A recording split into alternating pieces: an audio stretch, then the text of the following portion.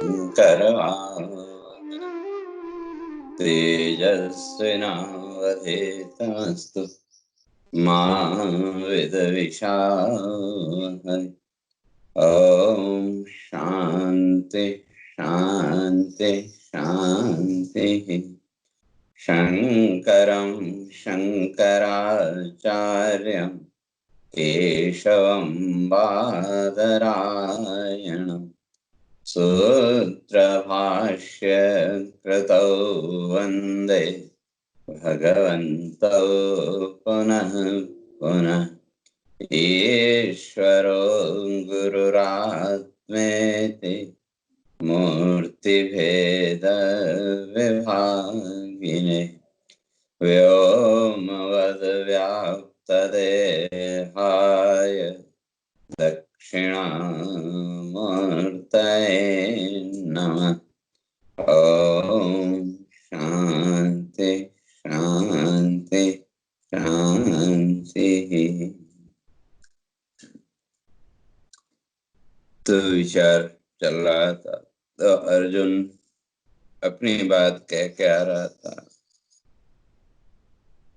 कि इस युद्ध क्षेत्र में कहता है कि दोनों तरफ अपने ही पक्ष के लोग हैं, अपने ही रिश्तेदार के लोग, या जिसको हमने जीवन का सब कुछ माना, वही जो है तो युद्ध करने के लिए सामने खड़े हैं। इसलिए मैं इस युद्ध में निमित्तानि च पश्यामि विपरीतानि केशव, भगवान को संबोधन कर रहा है कि हे केशव, मैं तो यहाँ सारे निमित्त उल्टे ही देख रहा हूँ, और इस युद्ध से न च श्रेयोनुपश्यामि, मुझे कुछ भलाई भी नहीं दिखती है। तो ये युद्ध करेंगे तो इससे कुछ लाभ होगा, तो अर्जुन कहता है कि वो भी मुझे यहाँ कुछ दिख नहीं रहा है। क्यों? हत्वा स्वजनम, तो यहाँ तो अपने ही लोगों को मारना पड़ेगा। तो इसी तरह से अध्यात्म के पक्ष में भी जब व्यक्ति जीवन में आगे बढ़ता है, उसके सामने भी यही मुश्किल खड़ी होती है। जैसे मैंने कल भी कहा था, क्योंकि जितने भी हमारी संसार वृत्तियां हैं, संपूर्ण संसार वृत्ति को हमने अपने जीवन का सब कुछ मान के रखा है। चाहे वो घर परिवार को लेकर के हो, बिजनेस हो, जो कुछ भी है, अपने जीवन का हम विश्लेषण करके देखें। हमने ईश्वर को भी स्वीकार किया, परमात्मा की सत्ता को भी स्वीकार किया, शास्त्रों का भी हमने चिंतन किया, लेकिन जो संसार भाव है, उस संसार भाव से अपने को ऊपर नहीं उठाया, या कहीं न कहीं सब कुछ जानते समझते हुए भी इस संसार भाव के साथ हमने अपने आप को बांध के रखा। और जब ये युद्ध का समय आया कि वो एक चुनना, या तो संसार भाव या ईश्वर भाव, जब इन दोनों में से एक को चुनने का जब समय आया, तो उस समय फिर व्यक्ति का मन एकदम उद्वेलित होने लगता है, एकदम डिस्टर्ब होने लगता है। तो उस अवस्था में अब जो सामान्य एक मनुष्य है, उसके मन की जो स्थिति है, तो वही यहाँ अर्जुन कह रहा है कि वहां फिर उसको क्या दिखता है। क्योंकि अगर हमने अपने जीवन के इस संसार भाव को मार दिया, संसार भाव को अगर छोड़ दिया, तो फिर आगे तो कोई रास्ता हमारे पास दिखता है नहीं। क्योंकि इस संसार भाव के अतिरिक्त, इस संसार की कल्पनाओं के अतिरिक्त हमारे पास जीवन की कोई कल्पना है ही नहीं। अगर सामान्य दृष्टि से अगर हम पूछें, किसी से भी अगर हम पूछें, तो हमारे सामने जीवन की जो परिभाषा है वो क्या है? हम जीवन किसको कहते हैं? फिर वही पुरानी बात कि मैं और मेरा, या इस संसार के जो भी वस्तुएं हैं, जो भी पदार्थ हैं, जो भी हमने इस संसार को लेकर के कल्पना की, उन कल्पनाओं को पूरा करना और उसी को हमने जीवन माना। उससे ज्यादा हमारे पास जीवन की कोई परिभाषा, कोई परिकल्पना है ही नहीं। तो इसलिए उस संसार भाव से अपने को ऊपर उठाने में मनुष्य को और डर लगता है। इसलिए अर्जुन कह रहा है कि भाई इस संसार भाव का नाश करने में मुझे तो कोई भलाई दिख नहीं रही है। तो मैं युद्ध करूं और इस संसार भाव को नष्ट कर दूं, तो इसमें तो कुछ भलाई मेरे को दिख नहीं रही। तो क्यों? तो उसी बात को आगे स्पष्ट करता है कि न कांक्षे विजयम कृष्ण न च राज्यम सुखानि च, किम नो राज्येन गोविंद किम भोगैर्जीवितेन वा। तो क्यों? येषाम् अर्थे कांक्षितम् नो राज्यम भोगा सुखानि च। कहते हैं ये सब कुछ जीवन में हम किसके लिए करना चाहते हैं? बचपन से लेकर के आज तक हम अपने पूरे जीवन का अगर विश्लेषण करके देखें, तो ये पूरे जीवन में जो कुछ भी हमने किया वो किसके लिए? हमारे मन की जो कल्पनाएं हैं, हमारे मन में बैठा हुआ जो संसार भाव है, हम उसी संसार भाव को पूरा करने के लिए जीवन में सब कुछ वो करते रहे। और इस संसार भाव के अतिरिक्त जब हमारे पास कोई कल्पना है ही नहीं, तो और जब कोई कल्पना है ही नहीं, तो इस संसार के साथ मोह वृत्ति भी रहेगी। तो वही यहाँ अर्जुन कह रहा है कि न कांक्षे विजयम कृष्ण, कृष्ण मैं इस पर विजय प्राप्त नहीं करना चाहता। अर्थात मैं कौरवों को जीतना नहीं चाहता, और न च राज्यम सुखानि च, मुझे ये राज्य भी नहीं चाहिए, सुख भी नहीं चाहिए। क्यों? क्यों? जहां तक जीवन की अगर हम बात करें, या जो भी जीवन का सुख दुख की अगर हम बात करें, तो जिसको हम सुख कहते हैं वो है क्या?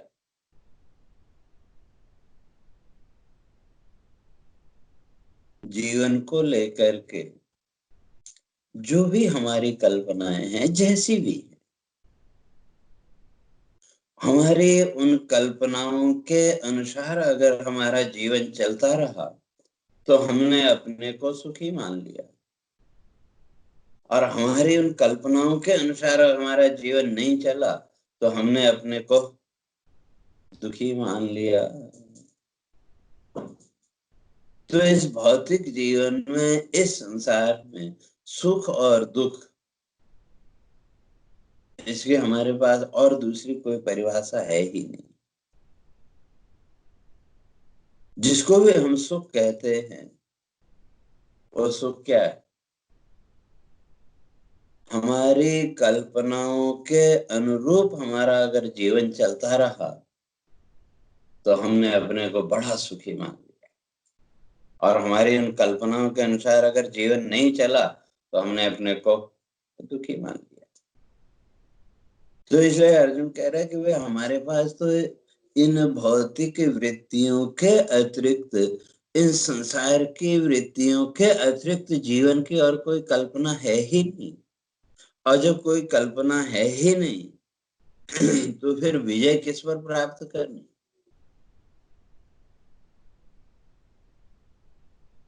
तो अगर ईश्वर की हम बात करें, तो जैसे मैंने कल भी कहा था, ईश्वर को भी हमने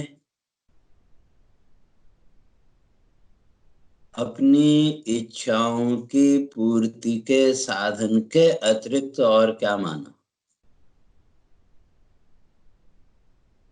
ईश्वर को भी हमने अपनी इच्छाओं की पूर्ति के साधन के अतिरिक्त और कुछ माना ही नहीं।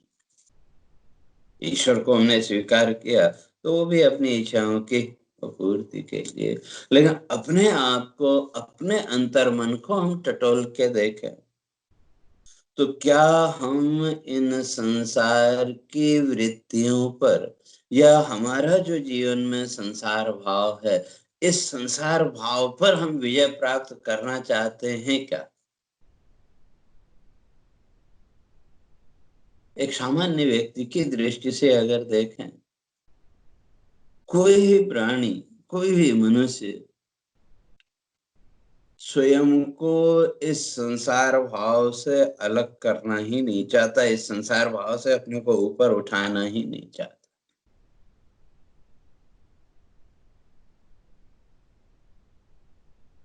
आप जो तत्ववेत्ता, ऋषि, महर्षि हैं, उनकी बात अलग है, लेकिन सामान्य व्यक्ति वही भी अपने को इस संसार भाव से ऊपर नहीं उठाना चाहता।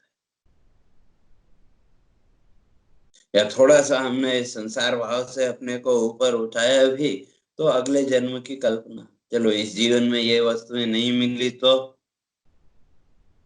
अगले जन्म में मिल जाएंगी, भाई उसके लिए करो। चलो अगले जन्म में नहीं मिली तो स्वर्ग मिल जाएगा, चलो स्वर्ग प्राप्ति के लिए करो। तो कहने का तात्पर्य ये कि कहीं न कहीं हम अपने ही जीवन का विश्लेषण करके देखें, अपने ही अंतर मन को टटोल के देखें, क्या हम इस संसार भाव से अपने को ऊपर उठाने के लिए तैयार हैं? और अगर ईमानदारी से कहें तो कहना पड़ेगा नहीं। तो वही अर्जुन कह रहा है कि वही न कांक्षे विजय कृष्ण, मैं इन पर विजय प्राप्त नहीं करना चाहता। क्यों? इस भौतिक कल्पना के अतिरिक्त, इस संसार भाव के अतिरिक्त हमारे पास जीवन की और कोई कल्पना है ही नहीं।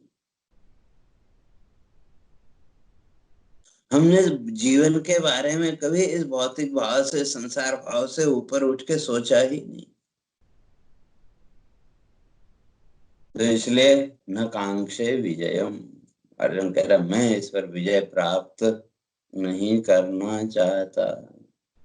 न च राज्यम सुखानि च, और मैं फिर कोई दूसरा राज्य भी नहीं चाहता इसके अतिरिक्त। अर्थात इन संसार की वृत्तियों के अतिरिक्त अगर कोई राज्य भी हमको मिल जाए तो वो भी हमको नहीं चाहिए। जैसे आजकल अगर देखें, पूरी दुनिया में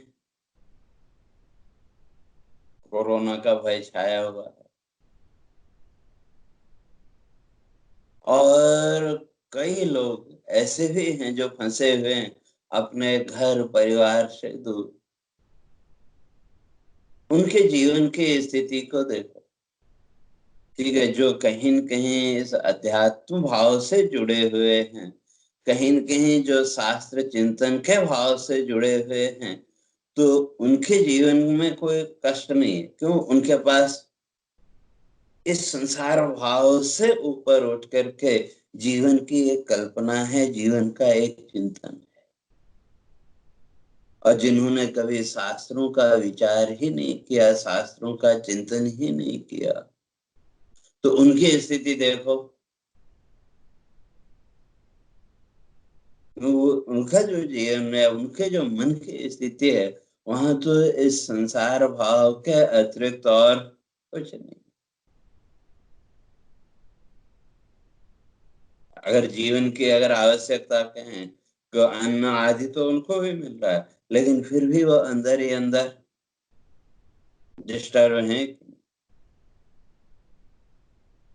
तो इसलिए कहने का तात्पर्य ये कि मनुष्य ने कभी भी इस संसार भाव के अतिरिक्त जीवन की कोई कल्पना की ही नहीं। इसलिए इस संसार भाव को ही मनुष्य ने अपने जीवन का सब कुछ माना, और इस संसार भाव को ही जीवन का सुख माना।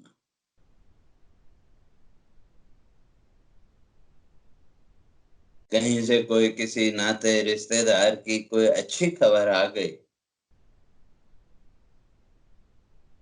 तो आप सुखी हो जाते हैं कि नहीं, अपने अंदर सुख का अनुभव करते हैं कि नहीं? तो क्यों? वो जो खबर है, कहीं न कहीं हमारी जो कल्पनाएं थी, उन कल्पनाओं से मिलती जुलती या उस कल्पना से भी थोड़े आगे की बात जब हमने सुनी, तो हमारे अंदर एक प्रसन्नता का भाव और हमने अपने को उससे सुखी मान लिया। लेकिन जो भी जीवन का सुख दुख होगा, जो जिसका है वो तो उसी को पूरा करना है। तो इसलिए अर्जुन यहाँ कह रहा है कि भाई मैंने तो कभी संसार भाव से अतिरिक्त जीवन की कोई कल्पना की ही नहीं। और अब जब युद्ध होगा तो उस युद्ध में इस संसार भाव का त्याग तो करना पड़ेगा। अगर अध्यात्म की ओर, आत्मचिंतन के मार्ग की ओर अगर आगे बढ़ना है, तो उसके लिए कहीं न कहीं संसार भाव को पीछे छोड़ना पड़ेगा। और हमारे पास तो इस संसार भाव के अतिरिक्त जीवन की कोई कल्पना है ही नहीं। तो जब संसार भाव को छोड़ने की जब बात आती है, तो हमारे कदम वहीं रुक जाते हैं, हम उससे आगे नहीं बढ़ पाते। उसका कारण, ये दो ही कारण है। एक तो हमारे मन में बैठा हुआ डर, और वो जो डर है, वो जो भय है, हमारे मन में बचपन से ही बैठा दिया गया। बचपन से ही सुनते आए कि कुछ पाने के लिए कुछ छोड़ना पड़ेगा, बचपन से ही सुनते आ रहे हैं। और दूसरा कारण, इस संसार भाव के अतिरिक्त जीवन और भी कुछ हो सकता है, ये भी हमको ज्ञान, ये भी संस्कार हमको नहीं मिले। बचपन से हमको ये दो ही संस्कार मिले। एक, अगर ईश्वर को प्राप्त करना है या अध्यात्म भाव की ओर आगे बढ़ना है, तो संसार भाव का त्याग करना पड़ेगा, संसार भाव को छोड़ना पड़ेगा। और दूसरी तरफ, इस संसार भाव के अतिरिक्त हमारे पास जीवन की कोई कल्पना है ही नहीं। इसलिए जब इस संसार भाव को छोड़ने की जब बात आई, तो हमारे अंतर मन में बैठा हुआ वो डर, हमारे अनकॉन्शियस माइंड में बैठा हुआ जो डर है, वो सामने आके खड़ा हो जाता है। और जब वो डर हमारे अंदर खड़ा हुआ, भाई क्या करें, वो दुविधा पैदा हुई। और उसमें फिर निश्चय क्या हुआ, ईश्वर भाव को या अध्यात्म भाव को हमने छोड़ दिया, लेकिन संसार भाव को छोड़ने के लिए तैयार नहीं। क्योंकि इसी संसार भाव को हमने जीवन का सुख मान रखा है। तो इसलिए वो अर्जुन वही कह रहा है, न कांक्षे विजयम कृष्ण, कृष्ण मैं विजय प्राप्त नहीं करना चाहता, न च राज्यम सुखानि च, मैं इन संसार की कल्पना, इस संसार भाव के अतिरिक्त मैं न तो कोई दूसरा सुख चाहता हूँ और न कोई दूसरा राज्य चाहता हूँ। अर्थात मैं तो इस संसार भाव में ही अपने को सुखी मानता हूँ। और इस संसार भाव से ऊपर उठने पर भी कहते हैं, अगर राज्य भी मिल गया, भोग भी मिल गए, तो कहते हैं भाई फिर इस जीवन का अर्थ ही क्या रहेगा। जो एक सामान्य व्यक्ति की जो कल्पना है जीवन की, वो कल्पना भी यही है। अगर हमारे जीवन में ये संसार भाव नहीं रहा, तो हमारा जीवन क्या होगा। घर परिवार आदि को लेकर के जो भी हमारा भाव है, और ये भाव बचपन से ही हमारे अंदर भर दिया गया। और चलो ठीक है, हमारे अंदर तो ये भाव भर दिया, लेकिन हमने शास्त्रों का विचार किया, थोड़ा बहुत चिंतन किया, बात समझ में थोड़ा बहुत आई भी, लेकिन हमने भी अपने बच्चों के अंदर कौन से संस्कारों को दृढ़ किया? अध्यात्म के, आत्मचिंतन के संस्कार या संसार भाव के संस्कार? हमने भी उन्हीं संसार भाव को ही दृढ़ किया। और जब तक ये संसार भाव हमारे मन में दृढ़ है, मजबूत है, तो तब तक अर्जुन कह रहा है, किम नो राज्येन गोविंद। हे गोविंद, हे भगवान का संबोधन गोविंद। गोविंद का गाम इंद्रियाणाम विंद, गाम विंदति इति गोविंद। और गो बोलते हैं इंद्रियों। तो हमारी जो ज्ञान इंद्रियां और कर्म इंद्रियां हैं, इनको जो प्रकाशित करने वाला जो तत्व, उसका नाम गोविंद। तो इसलिए अर्जुन कह रहा है, हे गोविंद, हे कृष्ण, किम भोगैर जीवितेन वा। हमको इस दुनिया के भोग मिल भी गए, लेकिन अगर संसार की कोई परिकल्पना ही नहीं है, तो कहते हैं फिर इन भोगों का मैं क्या करूंगा? और फिर इस जीवन का भी क्या करूंगा जहां संसार की कोई कल्पना है ही नहीं, जहां संसार भाव है ही नहीं। क्योंकि इस संसार भाव के अतिरिक्त, जैसे मैंने कहा, हमने जीवन की कभी कोई कल्पना की ही नहीं। हमने तो इस संसार भाव को, मैं मेरा का जितना भी भाव है, इसी को हमने अपना जीवन मान लिया, या इसी को हमने अपने जीवन का सर्वस्व मान लिया। तो इसलिए अर्जुन कह रहे हैं, भगवान मैं युद्ध नहीं करना चाहता, मैं इन पर विजय प्राप्त नहीं करना चाहता, क्यों? इन संसार भाव के अतिरिक्त या इन संसार की कल्पनाओं के अतिरिक्त मेरे पास कोई दूसरी जीवन दृष्टि है ही नहीं। तो मेरी जो जीवन दृष्टि है, वो तो अभी तक इसी संसार भाव में बंधी हुई है। इसलिए मैं इस संसार भाव से ऊपर उठना नहीं चाहता। तो क्यों? फिर उसी कारण को स्पष्ट करता है, एषाम अर्थे कांक्षितम नो राज्यम भोगा सुखानि च तयमेव स्थिता युद्धे प्राणास्त्यक्त्वा धनानि च एषाम अर्थे जीवितम। जिनके लिए, एषाम अर्थ, जिनके लिए हम आज तक जीते रहे। और अगर हम जीवन का विश्लेषण करके देखें, हम स्वयं के लिए कितना जिए? अगर ईमानदारी से देखें तो बिल्कुल नहीं। हमारा पूरा जीवन, मनुष्य का पूरा जीवन इन मन की कल्पनाओं को, मन की वृत्तियों को पूरा करने में ही बीत गया कि नहीं? बचपन से लेकर के आज तक जितना भी जीवन बीता, उस जीवन का हम अगर विश्लेषण करके देखें, तो हम तो अपनी इन मन की कल्पनाओं के लिए ही जीते रहे, मन की वृत्तियों को पूरा करने के लिए ही जीते रहे।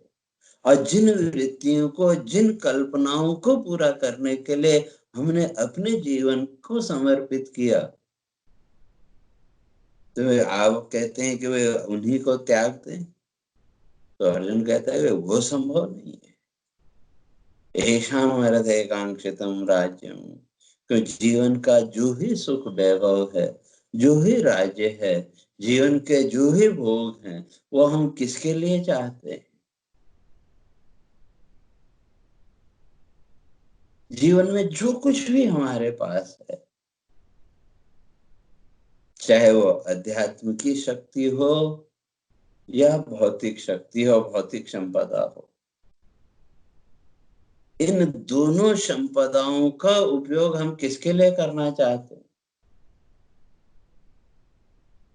हमारी मन की जो कल्पना वृत्ति है, उस कल्पना वृत्ति को पूरा करना ही हमारा मुख्य उद्देश्य जीवन का है कि नहीं। तो इसलिए अर्जुन कह रहा है येषाम् अर्थे कांक्षितम राज्यम, वे जिन वृत्तियों को, जिन मन की कल्पनाओं को पूरा करने के लिए हम ये भौतिक जगत, ये जीवन चाहते हैं। और जब अगर युद्ध हुआ तो उस युद्ध में तो ये मन की कल्पनाएं सारी नष्ट हो जाएंगी।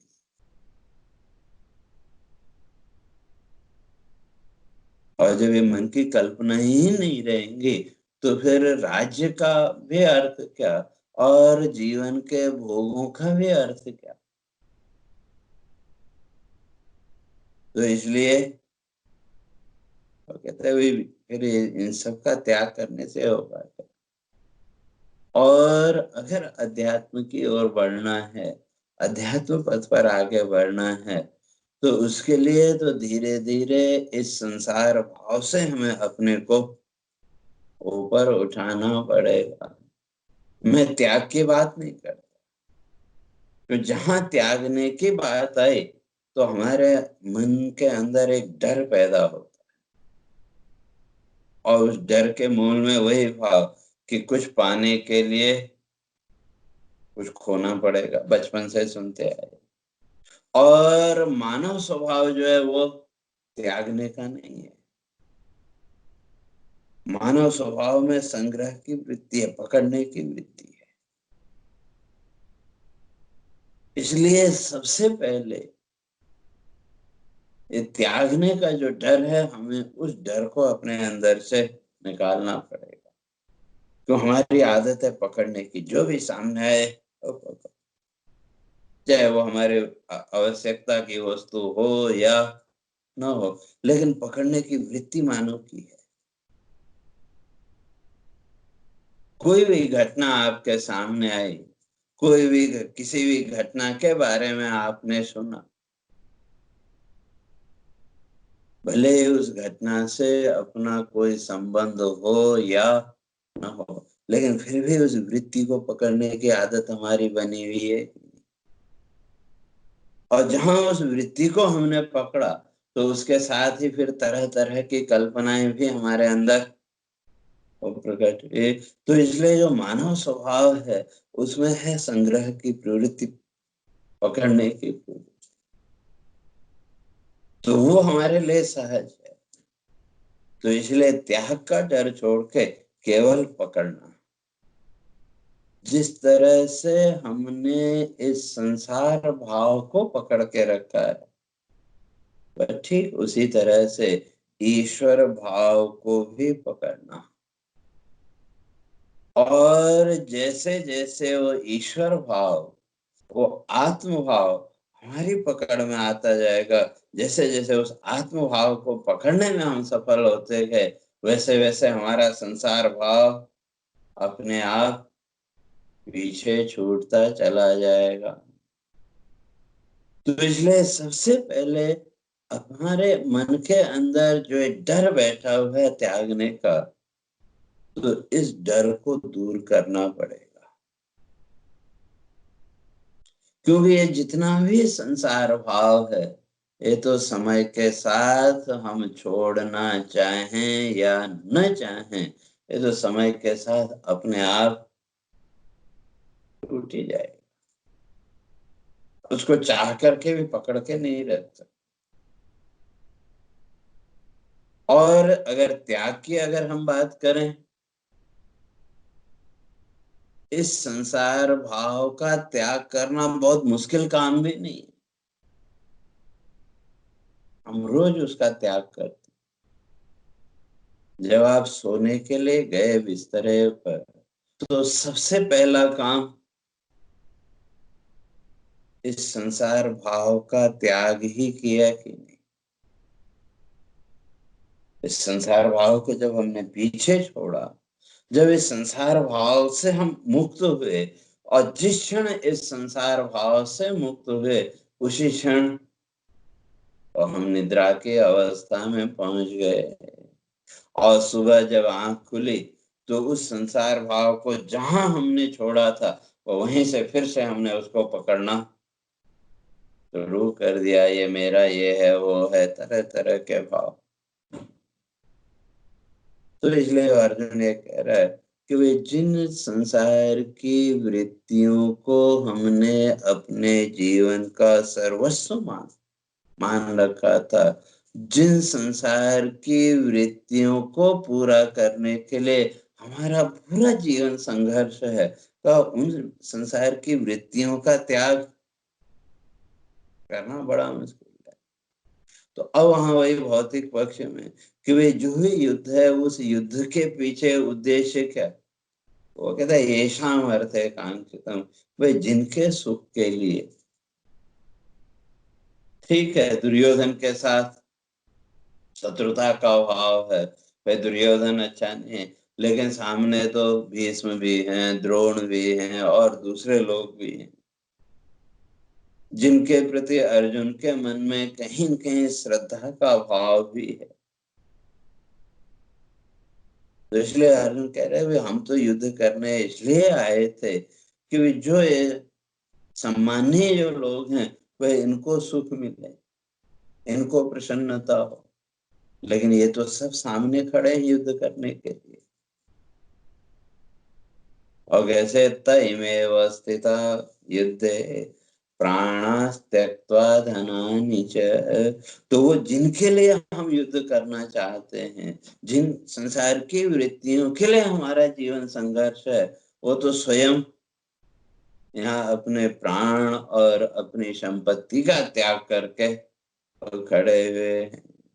तो कहा फिर इनके साथ मैं युद्ध कैसे करूं, क्यों इनके बिना, अर्थात इन संसार की वृत्तियों के बिना तो हमारे पास जीवन की कोई कल्पना है ही नहीं।